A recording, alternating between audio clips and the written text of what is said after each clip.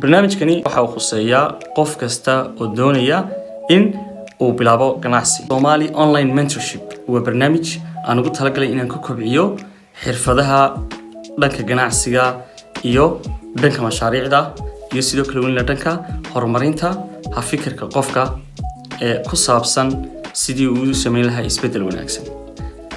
waxa uu baxaya barnaamijku qaab online oo ah nidaam toos ah oo wiigi laba jeer kaliya uu qofku qaadan doono. waxaana loo qaadan karaa qaab hal qof iyo qaab koox.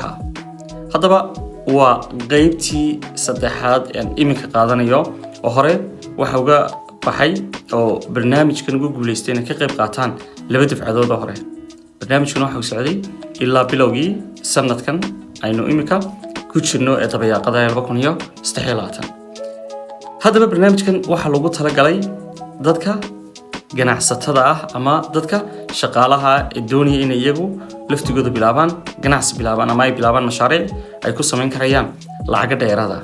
si diiwaan geliso waxaad u baahan tahay in aad fariin u soo dirto WhatsApp businesska hoos ku qoran.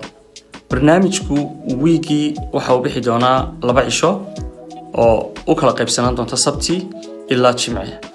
qolo kasta ama qof kasta ku xirnaan doonta haleelkiisa.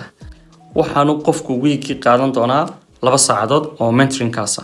marka mentoring laga hadlayo waa hanaanka ama qaabka khibradda loogu bedelayo mid practical ah ee qofka loo siinayo.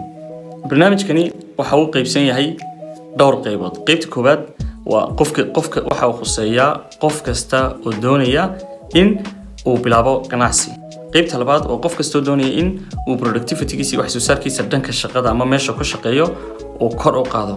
qaybta saddexaad waxay khuseysaa qof kasta oo doonaya inuu sameeyo mashruuc. waxa la yiraahdo project management-ka. yacni inuu sameeyo mashruuc uu ka sameeyo lacag iyo sidii wilna uu mashruucaas u maareyn lahaa u qorsheyn lahaa sidoo kalena uga dhig lahaa mashruuc guuleysta. haddaba si aad u hesho xog dheeraad ah fariin iga soo dir WhatsApp-ka